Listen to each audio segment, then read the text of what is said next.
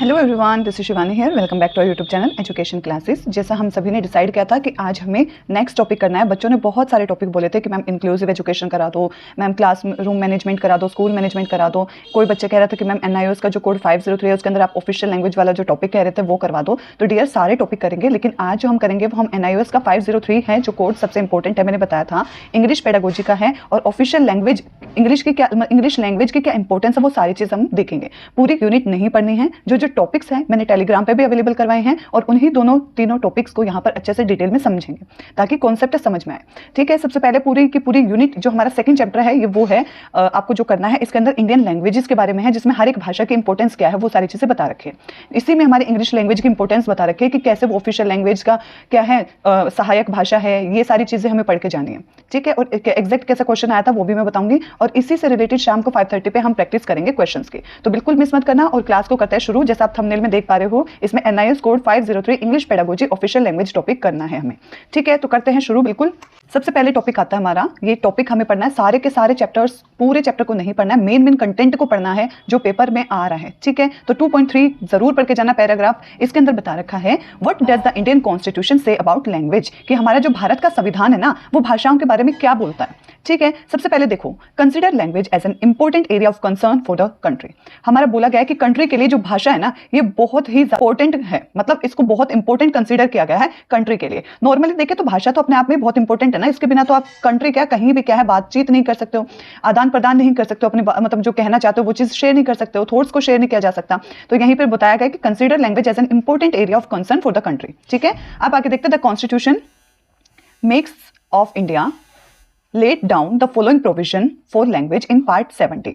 देखो हमारे भारत का जो संविधान है ना उसका अगर आप पार्ट 17 देखोगे ना, भाग 17 देखोगे ना, वो प्रॉपर लैंग्वेजेस के ऊपर बताया गया है। और कैसे याद कर सकते हो आप, देखो 17 है, एक साथ बोल सकते हो इसको, तो ट्रिक है इसको याद करने की। एक जो हम पॉलिटी में भी करते हैं जब भाग याद करते हैं तो ट्रिक ये है कि एक साथ हम बहुत सारी भाषाओं को याद नहीं कर सकते हैं या हम एक साथ बहुत सारी भाषाओं को बोल नहीं सकते हैं। तो जब भी आएगा एक साथ मतलब 17 तो ये लैंग्वेज से रिलेटेड है। ठीक है, यहाँ पर सारी की सारी भाषाओं के बारे में पार्ट 17 में कहा गया है। क्लियर है, आगे देखते हैं। और मैंने ये ट्रिक लिखी भी है कि एक साथ सभी भाषाओं को बोला नहीं जा सकता है, तो यहाँ पर क्या है लैंग्वेज के बारे में बताया गया है कि 17 पार्ट में लैंग्वेज आती है। अब इसके बाद हमारे बताते हैं, चलो देखते क्या है। Keeping in mind the multilingual picture of India, the constitutional makers did not give place to any one or two language but many language of India. देखो यहाँ पर बोला गया कि हमें पता है कि हमारा भारत क्या है, मल्टीलिंगुअल है, कोई एक भाषा नहीं, यहाँ हजारों भाषाएं हैं। हमें पता है जो भी कॉन्स्टिट्यूशन मेकर्स थे ना, जो संविधान निर्माता थे, जो निर्माण करने बैठे थे, उन्होंने किसी भी एक भाषा या दो भाषाओं को यहाँ पर इंपॉर्टेंस नहीं दी, क्योंकि हमारे भारत में बहुत सारी भाषाएं बोली जाती हैं। ठीक है, अकॉर्डिंग टू आर्टिकल 343, आपको पता होना चाहिए 343 हमारा क्या है, 343 आर्टिकल लैंग्वेज से रिलेटेड है, हिंदी भाषा से रिलेटेड है। आप लोगों ने पॉलिटी में जरूर पढ़ के जाना, ये बच्चे के में पेपर में भी आया है आपकी बात। According to article 343 of constitution, संविधान का जो आर्टिकल 343 है इसमें क्या है, Hindi written in Devanagari script in the official language of India. यहां पर बताया गया था कि जो हमारी हिंदी है वो देवनागरी स्क्रिप्ट होता है, लिपि। हिंदी भाषा जो है वो हमारी देवनागरी लिपि में लिखी गई है और ये हमारी ऑफिशियल लैंग्वेज है इंडिया की, भारत की ये ऑफिशियल लैंग्वेज है। ये आर्टिकल 343 में बताया गया है। और साथ ही बताया गया है कि English is associated official language, बहुत इंपॉर्टेंट है। इसमें PRT में क्वेश्चन आया है कि इंग्लिश का क्या प्लेस है, तो ये एसोसिएट है, एसोसिएट ऑफिशियल लैंग्वेज। हमारी ऑफिशियल लैंग्वेज क्या है, हिंदी, और एसोसिएट मतलब होता है सहायक। हमारी जो मातृभाषा है, हमारी जो ऑफिशियल लैंग्वेज है उसकी सहायक भाषा इंग्लिश है। ये भी हमारा आर्टिकल में बताया गया है। इनिशियली शुरुआत में मतलब initially English was given to the status for 15 year. पहले ना इंग्लिश को 15 साल तक का मान्यता दिया था स्टेटस, बट अब क्या है कि मतलब 15 साल तक ये एसोसिएट ऑफिशियल लैंग्वेज रहेगी, पहले ये था। बट 1963 से क्या हुआ कि it was permanently made for the associate official language. इसको परमानेंटली घोषित कर दिया कि ये सहायक भाषा है हिंदी की, हमारी जो ऑफिशियल लैंग्वेज है उसकी सहायक भाषा है इंग्लिश, परमानेंटली। ठीक है, इसको under the official language act के तहत परमानेंट कर दिया गया था। इसके बाद देखते हैं आर्टिकल 343 तो हमने देख लिया। अब देखो आर्टिकल 345 है ना, ये आस्क करता है each state to legally adopt one or more language spoken in their state along with Hindi as their official language। Article 345 में बोला गया है कि ये एक लीगली है कि हर एक स्टेट को अडॉप्ट करना है कि वो एक भाषा और उससे ज्यादा भाषाओं को अपनी क्या है स्टेट में बुलवाए और स्टेट में हिंदी भाषा एज अ ऑफिशियल लैंग्वेज रहेगी। ठीक है, उसके साथ ही कोई और भाषा को ऐड ऑन करो। इसके बाद बोला गया Hindi was declared to be the official language of Uttar Pradesh. अब नॉर्मली देख रहे हैं कि हिंदी कहाँ कहाँ बोली जाती है, कहाँ की ऑफिशियल लैंग्वेज है, तो ये यूपी की है, उत्तर प्रदेश, मध्य प्रदेश की है, बिहार में बोली जाती है, राजस्थान में बोली जाती है, हरियाणा में बोली जाती है, हिमाचल प्रदेश में और दिल्ली में बोली जाती है। इसके बाद आता है Punjabi was declare the official language in Punjab. Clear है, पंजाब में पंजाबी बोली जाती है, मराठी इन महाराष्ट्र, गुजराती एंड हिंदी इन गुजरात। पूछा जाता है कई बार कौन सी भाषा, तो गुजरात में गुजराती एंड हिंदी। तमिल, तेलुगु, कन्नड़, मलयालम, उड़िया, असमा और Bengali was declared official language in Tamil Nadu, Andhra Pradesh, Karnataka, Kerala, Orissa और असम एंड वेस्ट बंगाल। ठीक है, ये सभी बता दी कि इनकी भाषा कौन सी है। इसके बाद आता है सिक्किम ने डिक्लेयर किया नेपाली भाषा को, लेप्चा को और Bhutia as their official language. Clear है, याद करके जाना। Nagaland declare English as their official language, ये DSSB में पूछा गया था। ठीक है, पिछले 2022 वाले में पूछा गया था, NDMC वाले में, कि नागालैंड की ऑफिशियल भाषा कौन सी है, तो ये इंग्लिश है। Arunachal Pradesh, Mizoram, Meghalaya did not adopt any official language, कोई भी इन्होंने एक्सेप्ट नहीं की। And for purpose of government work पूछे तो ये इंग्लिश को यूज करते हैं, अदरवाइज इन्होंने कोई एक्सेप्ट नहीं की। ठीक है, the official language of the centre are used in union territory like Chandigarh हो गया, हमारा जैसे यूटी है, चंडीगढ़ हो गया, अंडमान निकोबार आइलैंड हो गया, दमन एंड दीव हो गया, पौंडुचेरी होगी, यहाँ पर ऑफिशियल लैंग्वेज तमिल, जैसे पौंडुचेरी की ऑफिशियल लैंग्वेज तमिल होगी। ठीक है, तो ये है हमारा। इसके बाद एक छोटा सा पैराग्राफ और है, इसमें another important issue is that of national language. एक और इंपॉर्टेंट इशू है नेशनल लैंग्वेज से related. Many of us think that Hindi is the national language of India. हम बहुत सोचते हैं कि हिंदी हमारी राष्ट्रीय भाषा है, ठीक है, नेशनल लैंग्वेज है। However, it is important to remember the Constitution of India say nothing about this। लेकिन हमारे जो संविधान में ऐसा कुछ भी कहीं भी जिक्र नहीं किया गया कि ये हमारी नेशनल लैंग्वेज है।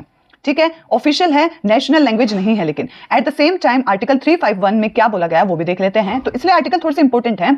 आर्टिकल 351 आर्टिकल में बोला कि यूनियन की ड्यूटी बनती है कि वो हिंदी भाषा को स्प्रेड करे, फैलाए ज्यादा से ज्यादा, and develop Hindi as the medium of expression. मतलब अपने जो विचार प्रकट करने का माध्यम हिंदी को रखो। और 351 आर्टिकल अच्छे से याद करके जाना कौन कौन से हैं ये सारे। तो यहाँ पर 351 में यही है कि हमारे संघ की, मतलब यूनियन की ड्यूटी बनती है कि वो हिंदी लैंग्वेज को स्प्रेड करे और अपने एक्सप्रेशन का एक मीडियम बनाए, मतलब इसमें एक्सप्रेस करे वो।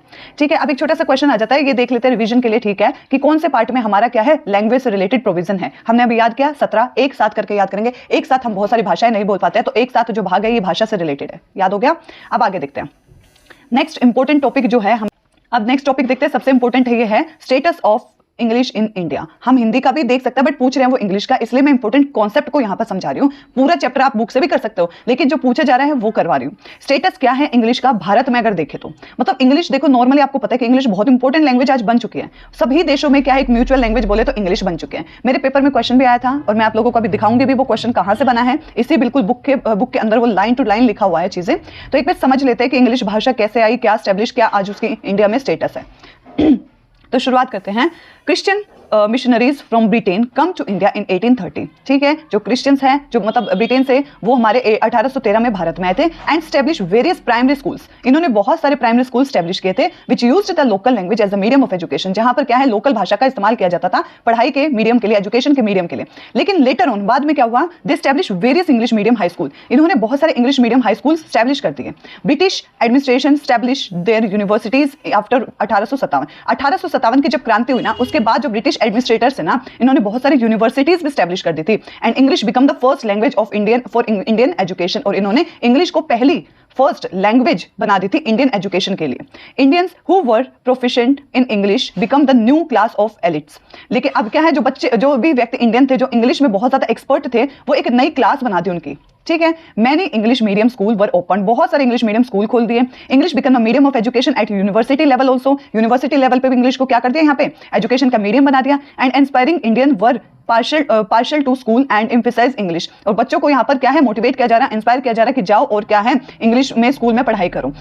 English continue to be the language of prominence even after independence. देश आजाद होने के बाद भी इंग्लिश को बहुत इंपॉर्टेंस दी जाती थी स्कूल्स में। At a government level it goat the status of an associated official language. तब जाके क्या है, गवर्नमेंट ने भी इसको एक क्या है, स्टेटस दे दिया कि ये हमारी ऑफिशियल लैंग्वेज, हिंदी की एक सहायक भाषा है, एसोसिएट ऑफिशियल लैंग्वेज है। याद रखना, ऑफिशियल लैंग्वेज हिंदी ही है बट ये उसकी सहायक भाषा है। Even today school which emphasise English are considered to be the better school. आज के दिन में भी देखोगे ना, स्कूल में जहाँ पे इंग्लिश मीडियम है ना, उसको बहुत बेटर माना जाता है। आप नॉर्मली भी देखोगे तो कहते हैं ना, इंग्लिश मीडियम स्कूल में पढ़ता है तो उसको बेटर माना जाता है, बेस्ट। कोई भी सरकारी स्कूल में बच्चों को नहीं पढ़ाना चाहता आज के समय में।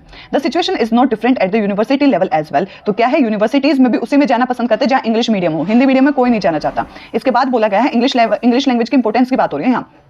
1/3 of the Indian school were English medium, ठीक है। बिटवीन 1970 टू 1980 के बीच में क्या है हमारा 1/3 स्कूल सारे के सारे इंग्लिश मीडियम थे।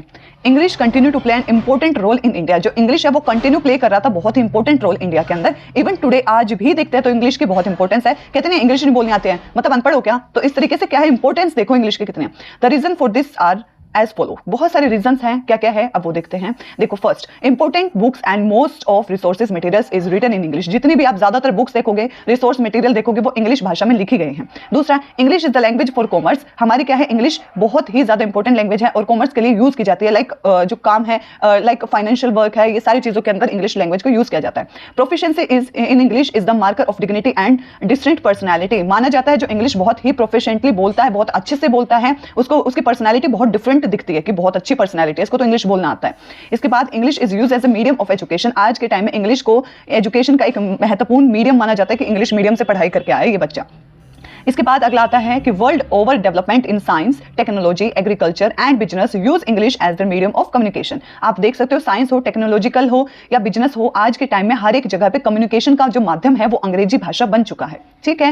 एट द इंटरनेशनल लेवल, अगर आप, हाँ ये लाइन बहुत बहुत इंपॉर्टेंट है, मैंने टेलीग्राम पे भी भेजा डियर, मेरे में जो क्वेश्चन बन के आया था ना वो एग्जैक्ट यही पूछा गया था, इंग्लिश की इंपॉर्टेंस इंटरनेशनल लेवल पे कि सारी जगह बोलते कुछ ऐसा इंपॉर्टेंस करके पूछा था, इसलिए ये पॉइंट को अच्छे से याद करके जाना। At an international level English has an important status, क्योंकि हमारे हर देश में इंग्लिश भाषा के यहाँ म्यूचुअल है। It is also spoken and understood in most of the world countries of the world, बहुत सारी वर्ल्ड की कंट्रीज में इंग्लिश भाषा बोली जाती है, इसको एक म्यूचुअल लैंग्वेज माना जाता है। इंटरनेशनल लेवल पे ये बहुत फेमस है। English occupy as an important positions at a governmental level, governmental level पे भी देखोगे तो इंग्लिश को आज बहुत इंपॉर्टेंस दी जा रही है, ठीक है। कई जगह है जहां पर इंग्लिश लैंग्वेज में ही जो कार्यवाही चलती हैं, जज इंग्लिश लैंग्वेज का ही यूज करते हैं। State use their regional language for the purpose of official work but English aid them in communicating with each other, ठीक है। यहाँ पर क्या है काफी स्टेट है जिसकी रीजनल लैंग्वेज का पर्पस सिर्फ ऑफिशियल वर्क है, बट वो क्या है मेन उनका जो कम्युनिकेशन के माध्यम है वो अंग्रेजी ही है, ठीक है। अब आगे देखो, the place of English in the second curriculum, the place of English in the school curriculum, school curriculum में देखोगे तो इंग्लिश की बहुत बहुत इंपॉर्टेंस है।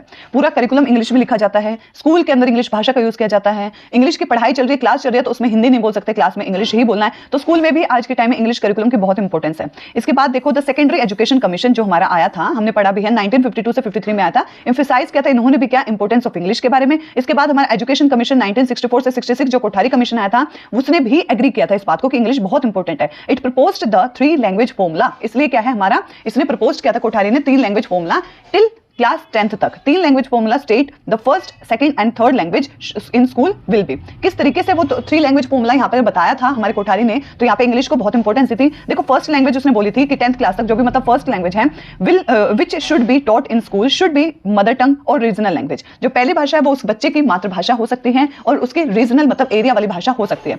सेकेंड जो भाषा उसने बोली थी, सेकेंड जो लैंग्वेज बोली थी एनी मॉडर्न लैंग्वेज और English in Hindi speaking area, अगर हिंदी स्पीकिंग एरिया देख रहे हो तो पहली भाषा उसकी हिंदी होगी, दूसरी भाषा उसकी इंग्लिश होगी। लेकिन अगर इंग्लिश मीडियम जगह के बारे में देख रहे हो जहां हिंदी नहीं बोली जाती है तो बच्चे की पहली भाषा क्या है हमारी इंग्लिश हो जाएगी और दूसरी उसको हिंदी लेनी पड़ेगी, तो हिंदी और इंग्लिश में से एक, इस टाइप से है उसकी, ठीक है। तो यहाँ पर थर्ड लैंग्वेज जो है हमारी थर्ड लैंग्वेज में आता है English or any modern Indian language that is not being taught as second or language in Hindi speaking area. मान लो हिंदी वाला एरिया है, उसकी पहली भाषा हिंदी होगी, दूसरी उसको इंग्लिश लेनी पड़ेगी, तीसरी उसकी मॉडर्न इंडियन लैंग्वेज में से कोई से भी एक ले लो जो इन दोनों से डिफरेंट हो, ठीक है। ऐसे ही अगर हिंदी जहां नहीं बोली जाती वाला एरिया बोलोगे तो उसकी पहली इंग्लिश हो जाएगी, दूसरी उसको हिंदी लेनी पड़ेगी और तीसरा इन दोनों को छोड़कर जो भी उसकी क्या है क्षेत्रीय भाषा होगी उसको वो बोलनी पड़ेगी, ठीक है। अब इसके बाद देखते हैं आगे, according to national curriculum framework 2005 NCF 2005 के according English in India is a global language in multilingual countries. हमारी इंग्लिश जो है ये एक ग्लोबल लैंग्वेज है, मतलब मल्टीलिंगुअल, बहुत सारी कंट्रीज में इसको बोला जाता है, म्यूचुअल लैंग्वेज बोल सकते हैं, ग्लोबल लैंग्वेज बोल सकते हैं। The aim of English teaching in the creation of multilingualism who can enrich all over language, तो मेन उद्देश्य इंग्लिश टीचिंग का यही है कि बहुत सारी भाषाओं के क्या है एनरिच कर पाए, मतलब सभी भाषाओं को सीख पाए, ठीक है। इन लाइन यही थी, नीचे कुछ एक्स्ट्रा में है वो हमें इतना डिटेल में नहीं पढ़ना, मेन इंपॉर्टेंट लाइन हमने पढ़ लिया। इसके बाद हमारा नेक्स्ट होता है और लास्ट टॉपिक है हमारा ये कि the language education policy in India, language education policy हमारे इंडिया में आई थी जो उसके अंदर क्या कहा गया था, तो एक बार अच्छे से समझते हैं इस चीज को। देखो, सिंस इंडिपेंडेंस मतलब आजादी के time the central and state government in India has continue to give careful consider to education as a matter of national development and security.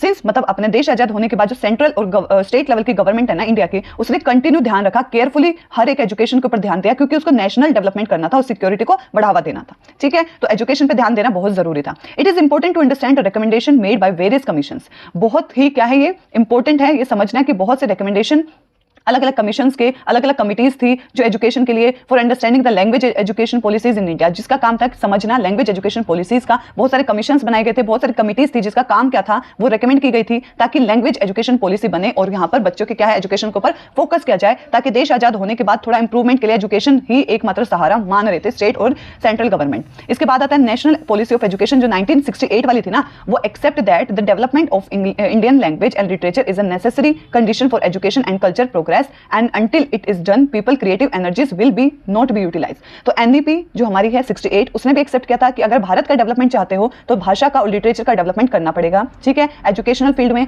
Cultural progress करनी पड़ेगी और बच्चे के अंदर तभी एनर्जी आएगी और क्या है, नहीं तो फिर यूटिलाइज नहीं कर पाएगा वो चीज़ों को। और यहाँ पर क्या है, अगर आप यहाँ पर लैंग्वेज और लिटरेचर को बढ़ावा नहीं दोगे तो किसी भी प्रकार का यहाँ पर इंप्रूवमेंट की कोई उम्मीद नहीं है, एजुकेशन का स्टेटस नहीं बढ़ेगा, जो बीच में गैप है एकेडमिक और कॉमन पीपल्स के वो नहीं घट सकेगा। तो यहाँ पर इंपॉर्टेंस दी थी इंग्लिश भाषा को भी एनईपी 68 ने।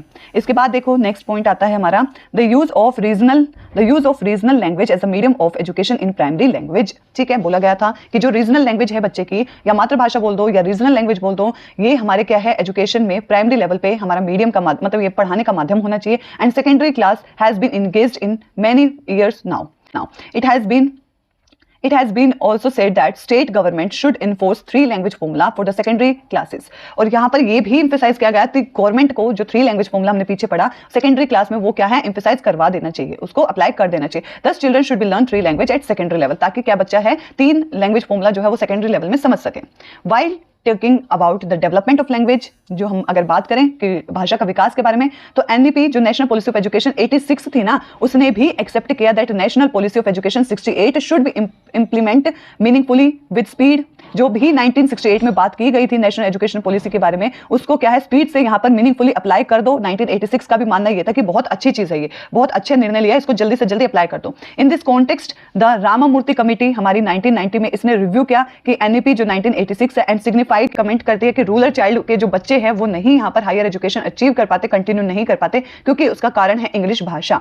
Thus it is need of the time that regional language में बी एनकरेज। इसी के कारण बोला गया कि बच्चा रूरल एरिया का बच्चा अगर इंग्लिश भाषा के कारण यहाँ पर सेकेंडरी एजुकेशन नहीं ले पा रहा है तो क्या करना है, रीजनल भाषा जो है उसको एनकरेज कर दो और मीडियम बना दो एजुकेशन का ऑल लेवल पे। ठीक है, इसके बाद अब एनसीएफ के अकॉर्डिंग देख लेते हैं। According to NCF 2005, children have an innate मतलब by birth पोटेंशियल होता है लैंग्वेज को एक्वायर करने का। ये चोमस्की की बात आ गई है यहाँ पे, और एनसीएफ में भी यही कहा कि बच्चा जन्मजात क्या है उसके अंदर क्षमता होती है कि भाषा को बहुत जल्दी एक्वायर कर लेता है। कोई बच्चे को सिखाता नहीं है भाषा, वो धीरे धीरे देख देख कर सीख जाता है, वही यहाँ बोला गया है। Most children have internalised various complexities and rules of language even before they enter school. हमें पता है, हमने बिल्कुल चोमस्की का सारा लैंग्वेज एक्विजिशन डिवाइस के बारे में पढ़ा है, और इंटरनलाइज होता है कि हम ग्रैब करना, एक्वायर करना। तो बच्चे के अंदर बहुत सारी ये पावर होती है कि वो देख देख कर लैंग्वेज को, उसके रूल्स को, इवन स्कूल में आने से पहले ही सारी चीज भाषाओं के रूल्स को समझ जाता है, क्योंकि फैमिली में देख देखकर वो चीजें बड़ी होती है, मतलब बड़ा होता है तो वो देख देखकर सीख जाता है। When they start schooling can understand and speak 2 or 3 language. जब वो स्कूल में एंटर करता है, शुरुआत करता है, तो वो 2 या 3 भाषा बोल सकता है, इतनी होती है उनके अंदर। इसके बाद नेक्स्ट आता है हमारा point, curriculum framework has active for the effective implementation of the 3 language formula. जो करिकुलम फ्रेमवर्क हुआ था या एनसीएफ बोल सकते हो, ये बहुत ही ज्यादा इफेक्टिवली इंप्लीमेंट करने पर वर्क करा था 3 लैंग्वेज फॉर्मूला को। There is also an emphasise on gaining acceptability for using children's mother tongue including tribal language as a medium of education. यहाँ पर यह भी एम्फेसाइज किया गया कि यहाँ पर एक्सेप्टेबिलिटी को गेन करने के लिए कि स्टूडेंट यूज करे अपनी मदर टंग को, इंक्लूड उसके अंदर कर दिया ट्राइबल लैंग्वेजेस, ताकि उस लैंग्वेज को क्या है हम यूज कर सके बच्चा, और as a medium of education. Multilingual characteristic of Indian society should be looked upon our resources for developing multilingual proficiency in children and proficiency in English as the part of this package। तो यहाँ पर बहुभाषिकता या बहुत सारी भाषाओं जो भारत की society में बोली जाती है उसके ऊपर ध्यान दिया गया, उसको एक रिसोर्स की तरह यूज किया गया। इससे क्या बच्चे के अंदर मल्टीलिंगुअल प्रोफिशिएंसी को बढ़ावा मिलता है। बच्चा बहुत सारी भाषाओं, अलग अलग भाषा के बच्चे जो क्लास में आते हैं उसको रिसोर्स की तरह यूज किया जाना चाहिए, और यहाँ पर इंग्लिश को भी इसका पार्ट बनाना चाहिए ताकि बच्चा हर एक चीज को, हर एक भाषा को सीख पाए। This is the only possible if, ये सिर्फ पॉसिबल है जब if the pedagogy of English या language teaching is based on use of the mother tongue, अगर बच्चे को सारी की सारी लैंग्वेज पेडागोजी पढ़ाओगे मदर टंग के अंदर तो आप इजीली बहुत सारी भाषाओं को सिखा सकते हो, बच्चा सीख सकता है। इसके बाद अब बात आती है बाइलिंगुअल, मतलब दो भाषाओं के बारे में। जो दो लैंग्वेज होती है बाइलिंगुअल, मल्टी होती है तो multilingualism definitely has cognitive benefit. देखो दो भाषा बच्चे को पढ़ा रहे हो, बहुत सारी भाषाओं में पढ़ा रहे हो, डेफिनेटली ये कोग्निटिव क्या है, मस्तिष्क का विकास करने में सहायता करता है, उसके लिए बेनिफिट है। The 3 language formula is an attempt to deal with our linguistic challenges and opportunity. अगर 3 लैंग्वेज फॉर्मूला को यहाँ पर अटेम्प्ट करोगे, उसके साथ डील करोगे, तो बच्चे के जो लैंग्वेज चैलेंजेस है उसको बहुत सीखने को मिलेगा, बहुत सी अपॉर्चुनिटीज मिलेगी सीखने को। It is a strategy which lay down the path for learning various language. यही एक स्ट्रेटेजी है, यही एक पाथ है जिसके द्वारा बहुत सारी भाषाओं को बच्चा सीख सकता है। इसके बाद क्वेश्चन के फोटो नहीं आई, लेकिन क्वेश्चन ये है, in which year the national policy of education released? First 1968, 1986, 1990 and 1992। इसका आंसर आप मुझे कमेंट बॉक्स में जरूर करना, ठीक है। तो ये हमारा टॉपिक था, आई होप आप सभी को बहुत अच्छे से समझ आ गया होगा। और यही कंटेंट पढ़ना है आपको, पूरा चैप्टर में नहीं पूछा गया है, बेसिकली इंग्लिश लैंग्वेज का पूछा गया है जो हमने पढ़ लिया, ठीक है। और शाम को बिल्कुल क्लास मिस मत करना, इससे रिलेटेड हम PYQ करेंगे और रात वाले में हम अपने मिसलिनियस पेडागोजी को शुरू करेंगे, ठीक है। आई होप आप सभी के लिए यूजफुल रही होगी, एंड प्लीज लाइक और सब्सक्राइब करना बिल्कुल मत भूलना, and thank you so much for watching.